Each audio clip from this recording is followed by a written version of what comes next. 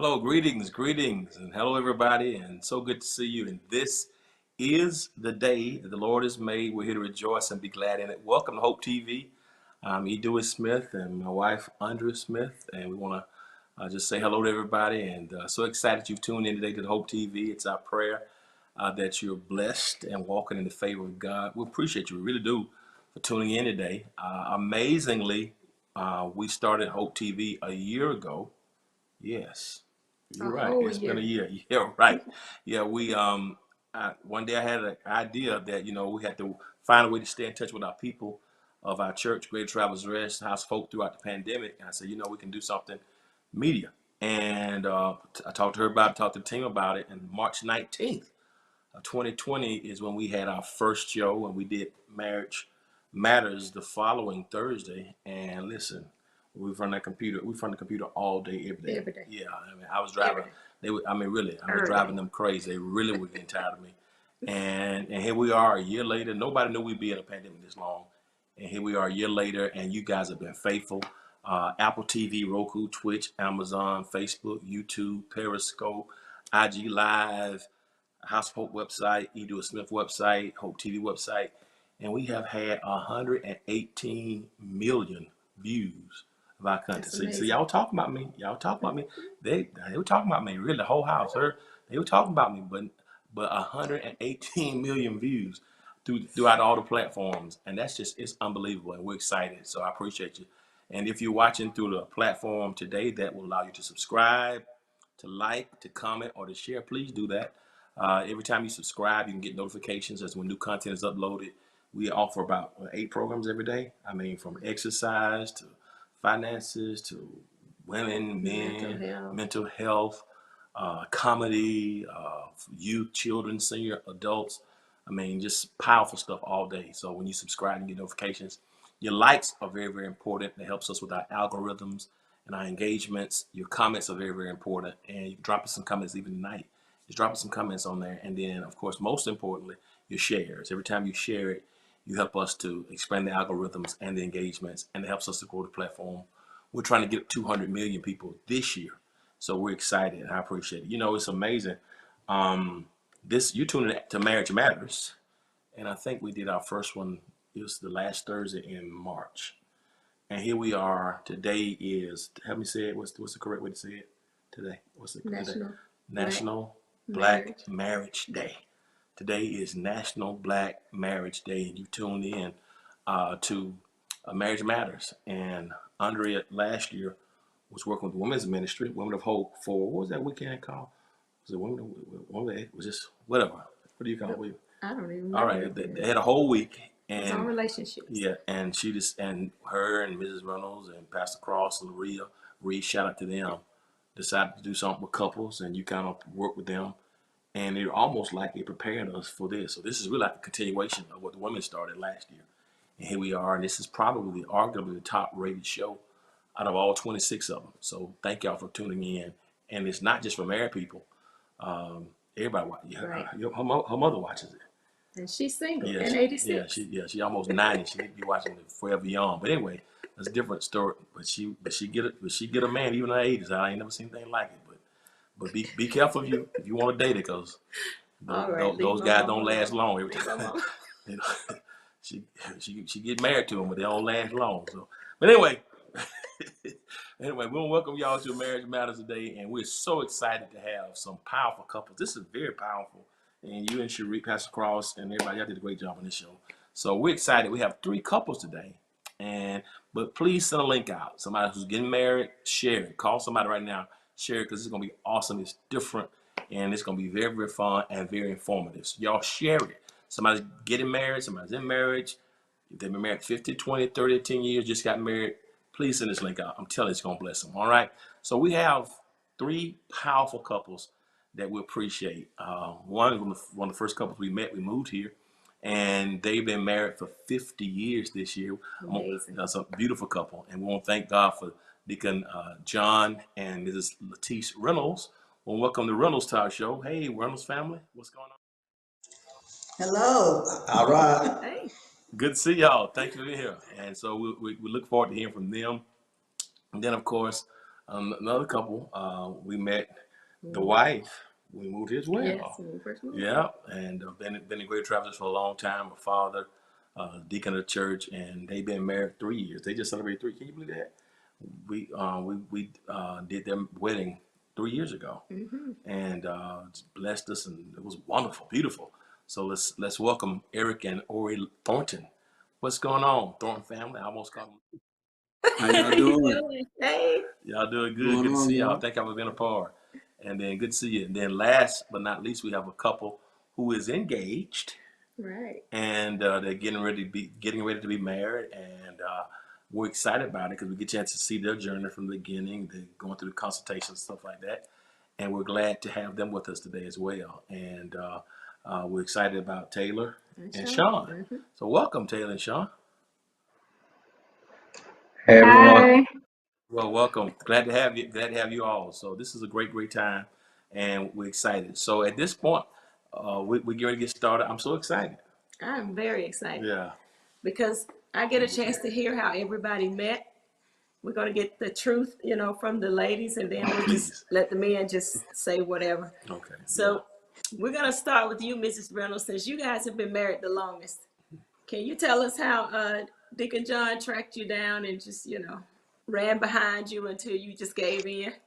Oh, I think we have a very interesting story. Actually, I was invited to a house party. Back then, most of the parties were given in apartment, what do they call those things? Apartment, Oh, a that's recreation hall in an apartment. And we met over to a girlfriend's house. There were about 5 women. And I did not know that the lady who hosted the party was dating John. I didn't know that. So when we got to the clubhouse, of course, John asked to dance with me just about every single dance. I never knew that he and this lady were friends, if that's the way you want to put it. And that's how I first met Deacon John, through one of his friends. You stole that lady's boyfriend.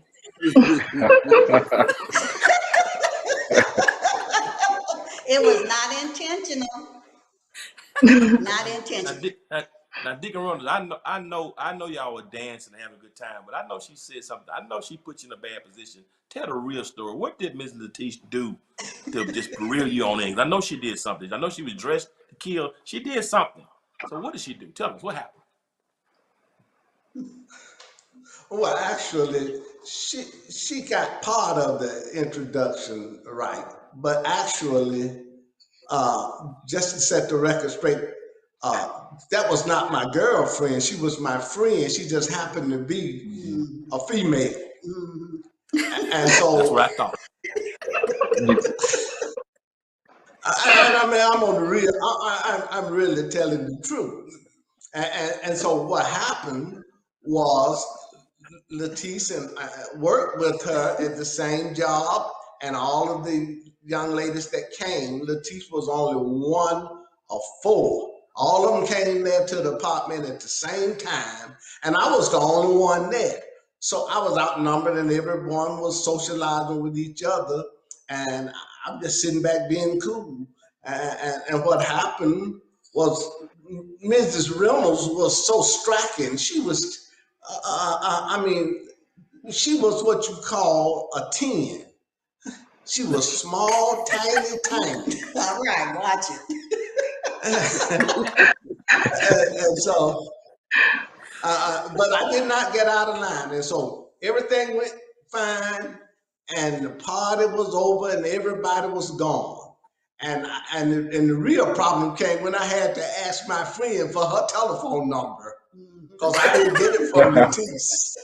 I had to get the number from my friend. Girlfriend. That was my Oh, friend. Well, But thank God for now, that listen, girlfriend. if that was just a friend, she would not have gotten a little upset when he asked for that number, right, ladies? That's right. Right You are now. so right. can't argue with that. Well, So that's our I can't help you story. with that one. Well, I'm glad. I'm glad you got the phone number. That's good. That's good. All right, you up next. You up next, Ori. How did you guys meet? Okay, so he was at a bar and I was on a pub crawl and I walked into that bar and he was in the back with his friends and I was going to meet some of my girlfriends who happened to be right next to their booth. And we're having a good time and I happen to look over and see this group of guys and I was kind of making fun of what they were drinking because, that's not exactly what I would identify as like a masculine drink. And it's like this group of guys. And so he happened to be the guy on the end.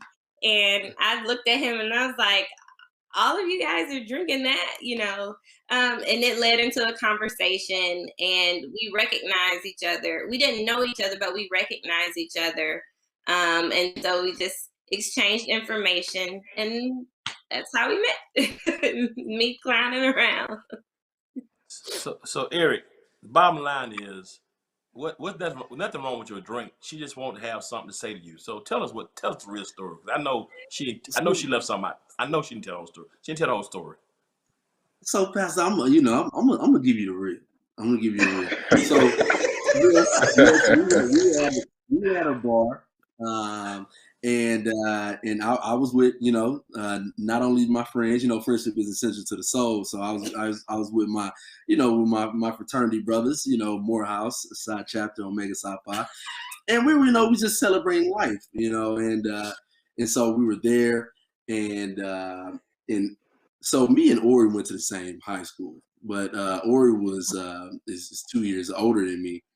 And I'm a type of person that I recognize everything, but specifically I recognize Ori because obviously she was so beautiful and her charisma was just showing. Charisma was showing so much that she ended up sitting right next to me, right? And so she came in with some of her friends. She went to FAMU with, and they were doing like a bar crawl. And again, once she came in, she sat right next to me. And from there, she in true Ori Lovett Thornton fashion, well, Ori Lovett at this time, she just we were drinking some beer, and with some fruit in it, and she was like, "Oh, y'all!" I mean, because all of them, they were drinking some like cocktail. Hey. I'm sorry. Now tell the story. Tell the story. They were a little bit rougher than what we were doing. We were doing, wholesome, Omega things. And from there, she talked about, my beverage. And from there, we were talking the whole time. And I was like, hey, I definitely want to, we need to finish, our conversations because it was nice. And so that's what it was. That's how we met. But she talked about me at first. Well, look here. Hey, you can thank God for being fruit because it worked out for you. How about that? Please tell me it was at least a lemon or an orange or something. It was orange. Yeah, it was orange.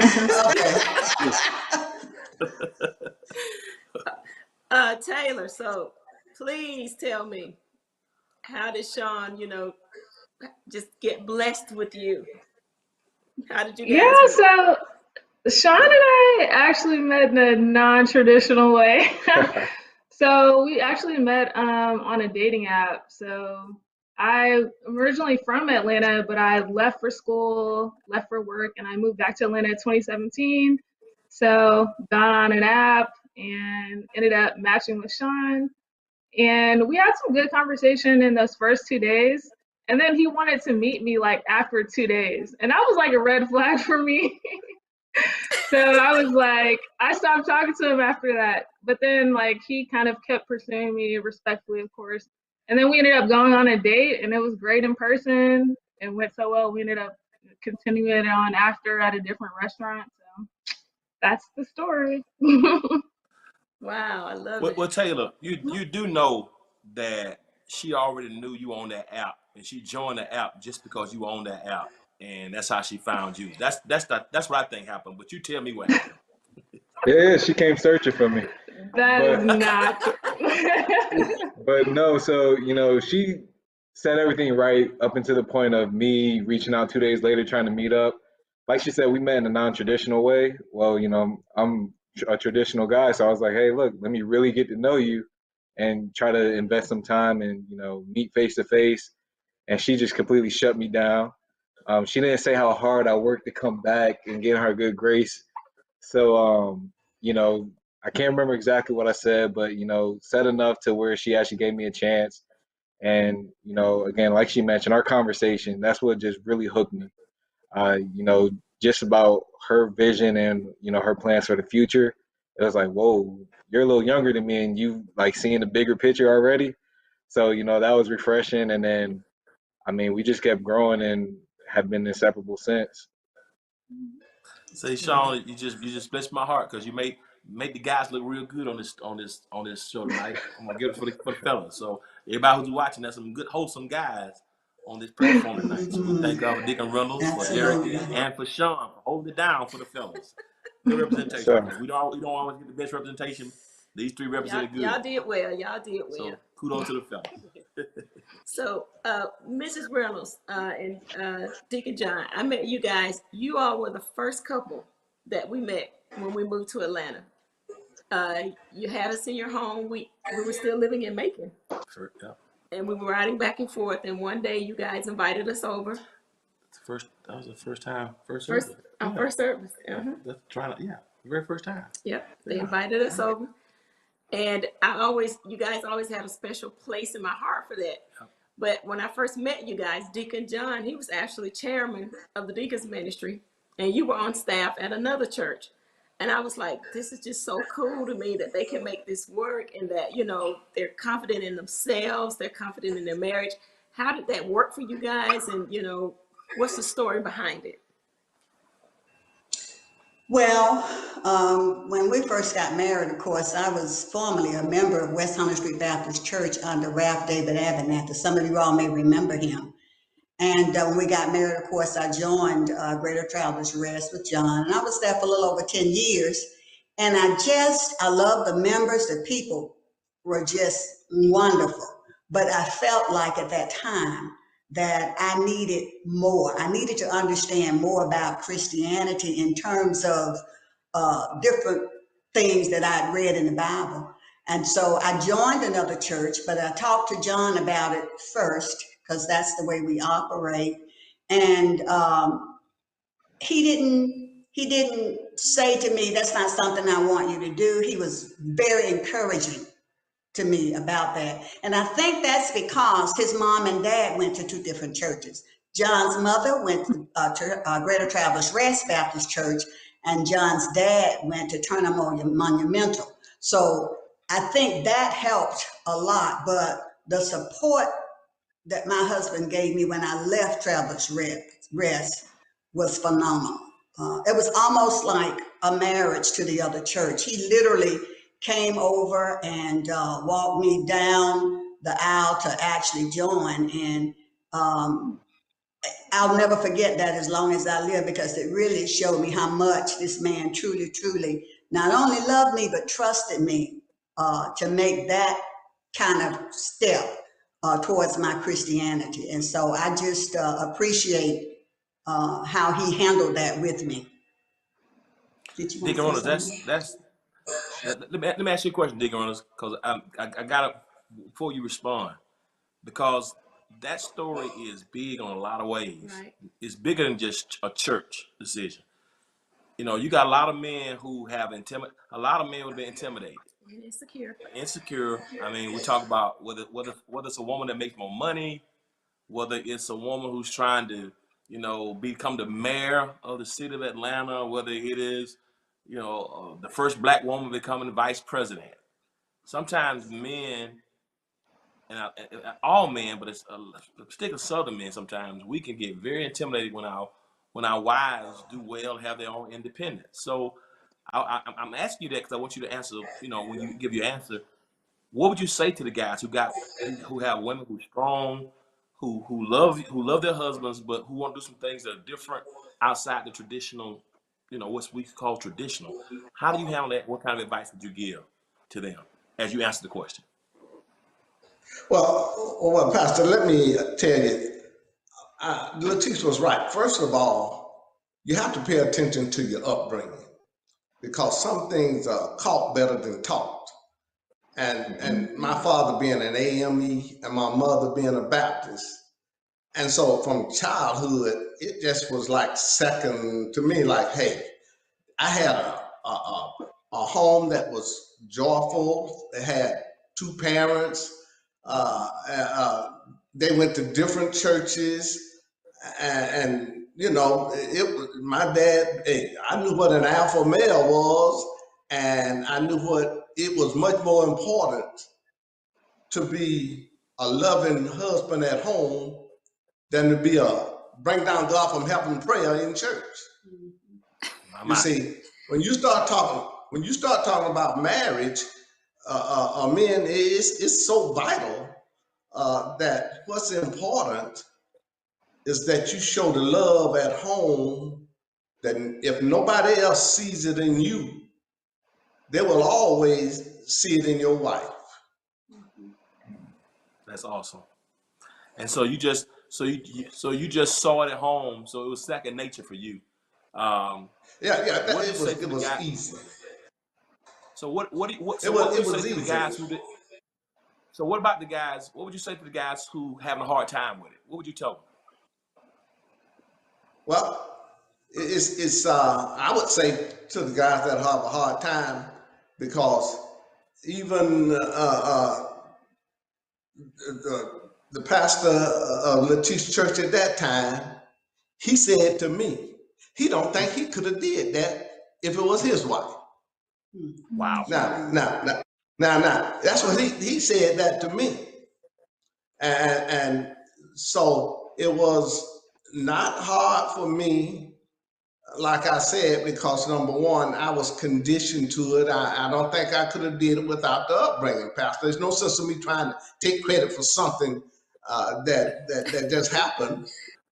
Okay, but it was things at home was beautiful. Letitia, for all 50 years, I'm about the happiest man ever was. You know that, right? Pastor, let me say this too. I think it's important to also add this. My leaving Travelers Rest, there were a couple of things that I knew at that time. Number one, I learned how to be even a better wife to him because of how I was being taught. But second of all, you can be so religious where you forget that everything ain't religious, so to speak. And so I knew in my heart that, okay, John is at Travelers Rest. I don't want any of those women over there thinking my man is single. So I stayed in touch with the deacon wives as a way of communicating to others. This man has a wife. So pretty much when I did leave the other church and come back home to Greater Travelers Rest, a lot of people actually thought that I was already there because the church had grown so in numbers. So they thought that I was already a member. And so it was a blessing to be where I was, but it's also even more blessing to come back to my home church and serve. And so, and John is really the love of my life. I don't think his mom told him when she met me, he couldn't have done any better. And I tell him almost every other day, no, I could not have done any better, because he is just a wonderful human being. And I'm not just saying it to be saying it. He's a good man. That's awesome. Wow, beautiful. Let me ask you this, Ori and Eric. So you guys got married 3 years ago, and I want to know, for the people who are about to get married, such as Taylor and Sean, like, what was your biggest adjustment coming from being single? Like for me, it was, I can remember before I got married, I would come home from work and I could go to my room, lay down, take a little nap. I didn't have to talk to anybody. But then when I came home from work that first time, and he was like, how was your day? What'd you do? Da da da da da. I'm like, oh my God, I gotta talk, when I when I get home. So what were like some of your adjustments, like going from being single and then to getting married? Okay, I have a few. The first adjustment is obviously from going out a lot to not going out party as much. Um, and then there's also, when similar to you, when I come home, I may or may not prepare my dinner. Like if I'm not hungry, I'm not eating. Like I'm okay. Or if I just want cereal for dinner, then that's fine. Like we got to do something, you know. So that was an adjustment, making sure that we always ate. Now I wasn't always cooking every day. I did cook a lot more at that time than I do probably now. But I definitely was cooking more. I partied less, and I would say it was just an adjustment of combining two similar but different lifestyles and backgrounds. Eric saw things a lot differently than I did. And trying to, because we started working on this in our relationship. We have very different upbringings. And, it's kind of like, I wouldn't necessarily say who's right, but we really had to make some adjustments when it was how we saw the world, how we saw Christianity, how we saw, roles in a relationship, because these are all things that we definitely had to talk about prior to.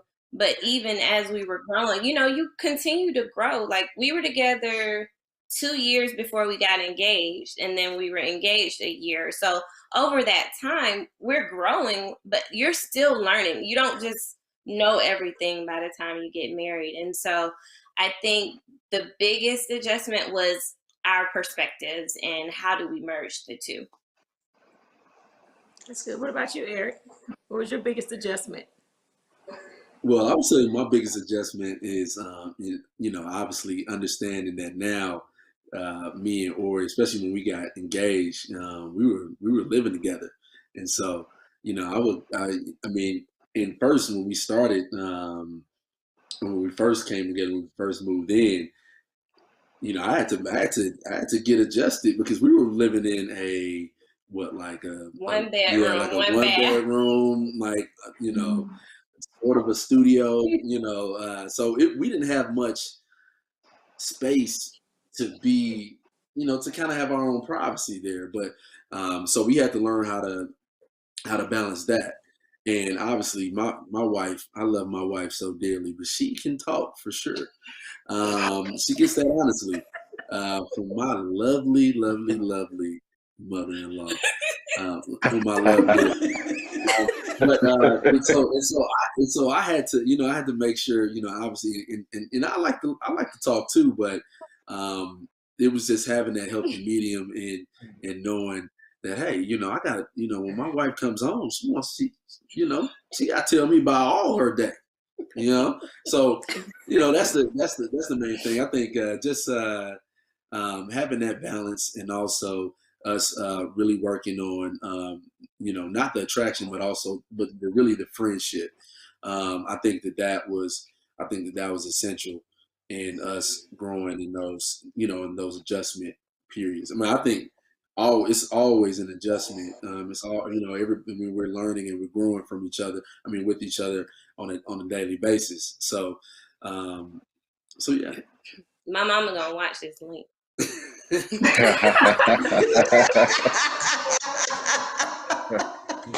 said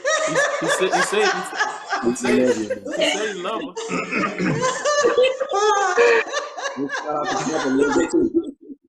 I love him too. That's my fan. All right. So Taylor and Sean, you met untraditionally, and and eventually came together. How did both of you know that this is the one? I'm asking that for couples who may be watching right now, who may be contemplating getting married. So you're adults, you're doing your own thing. What were some of the signs that let both of you know? Taylor, Sean is for me, and Sean will let you know that Taylor was for you. Yeah, I know it's kind of cliche, but when they say you know, I mean, it was just like instant. Like again, our conversations, it just blew me away just to see what she had going for herself and, also what she wanted to do for others. I think that was the biggest thing because, I'm the same way. Try to give back to the youth as much as possible. She does the same. And it was just like, okay, I like your flow. It was just smooth. There wasn't any hiccups. And what really stood out for me was after that first year of dating, it was so smooth. Like I had to take a step back. Like, did that really just happen? We made a full year. Like we're still good. We still like each other. And I actually at that time, we started to love each other. And it was just like, okay.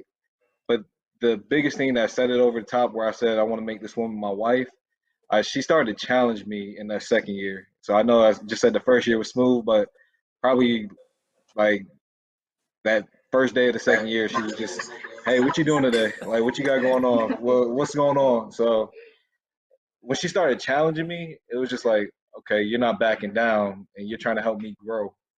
And that's what really stood out the most was, yeah, it's great to have a friend, someone who's almost like your yes person, your go-to, but someone who's trying to make you better. That's what really pushed me over the top. And then it just, again, everything just became easier, even with the challenges. So that's when I knew, like, hey, we need to go ahead and take this next step. Yeah, for me, I think in the beginning it was very clear that we had a lot of the same core values, like kind of how you mentioned before. So, giving back was very important to him. When I met him, he was coaching football actually, and that was like very evident.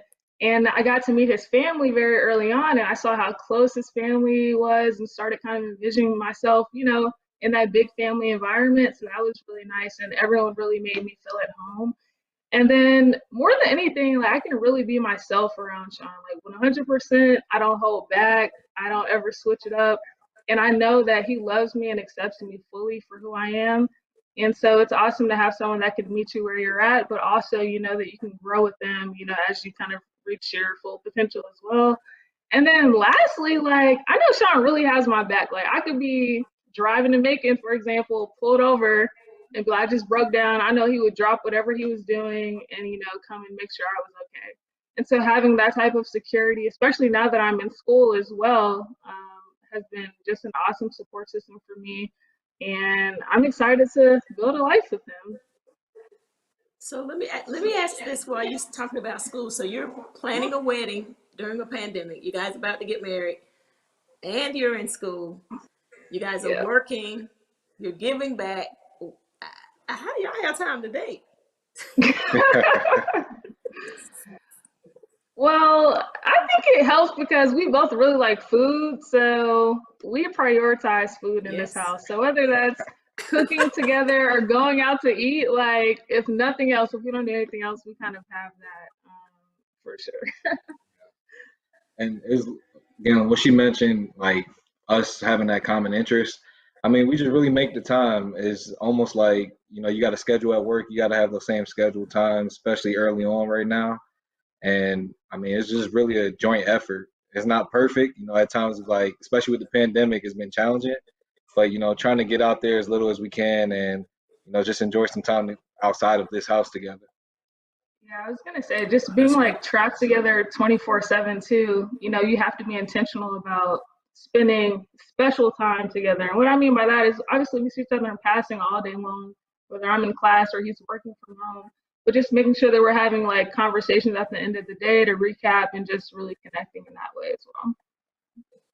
That's awesome. We almost out of time Yeah. already. I need to ask each one of you one quick question. Well, y'all listen, because we got a whole bunch of stuff to ask, and I'm just talking. We over the time already. Y'all, but can y'all come back for part two?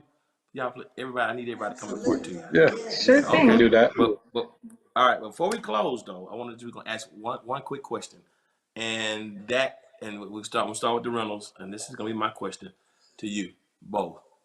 You've been married almost 51 years, and yet both of you look amazing. Every time I've ever seen you, you're both just the picture of health. You sharp, uh, energy. You fit together. You smiling.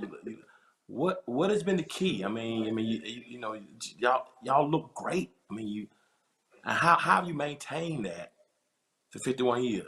I mean, how have you done that? I'll answer that. Oh, okay. I get to speak first. Okay. Listen, Pastor, all I can do is just tell the truth and how it happens. I think there is excitement every day in the Rollins household.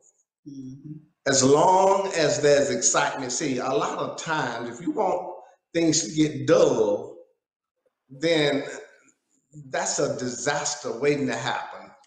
But always understand, I don't care who it is, how long you've been in your marriage. I'm almost 51 years, and I'm just trying to imagine what I'm gonna do for 52, because the 52 years of marriage, I've got to pull something off better than 51, because you can only you can only imagine. It has to stay exciting. And I got a wife, and she let me speak first because she keeps it exciting for me. Well, I mean, you know, it's nice when in the COVID to take a stroll, and we have to leave the house, no problem.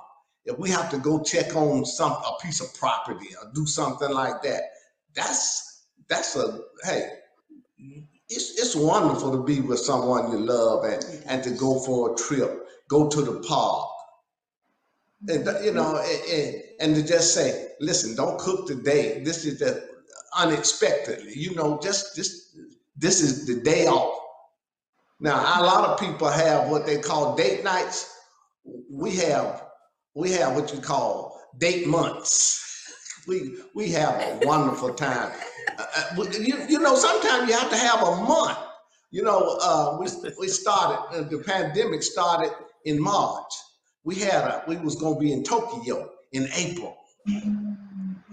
And then you can imagine how much bagging up and how much we had to bag that up. And so April was our, we in Tokyo month in Georgia.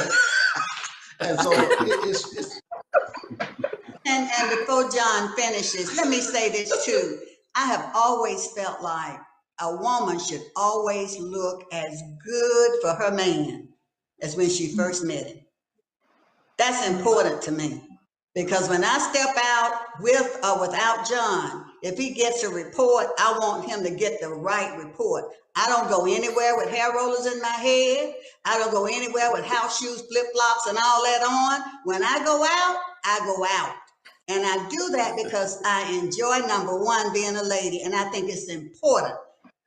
Ladies, always look your best. Always. That's important to your husband. That's great. You say that after I've gained all this COVID weight. Yeah, yeah. We can lose it. Listen, no problem with weight. I actually, since COVID, I actually lost over 20 pounds. You look great. That's amazing. Thank you. Hey, this has been great. We're gonna come back. Listen, fam, those who've been watching, I hope you've been inspired. I hope you shared the link. It's been incredible. I've been so excited just to have these 3 different perspectives of just beautiful people, and I hope you glean from it. Hope you've been inspired. We're gonna close, but they've considered to come back next week. So I want you to tune in, same day, same time next week, as we continue this conversation. And so we have my wife Andrea and I. We're excited. You've been watching Marriage Matters. Make sure you share the link with somebody even after this broadcast has ended. We're gonna close, but until next time, if you'll be good to God, God be good to you. Till next time, take care. Peace. Bye, y'all. Okay.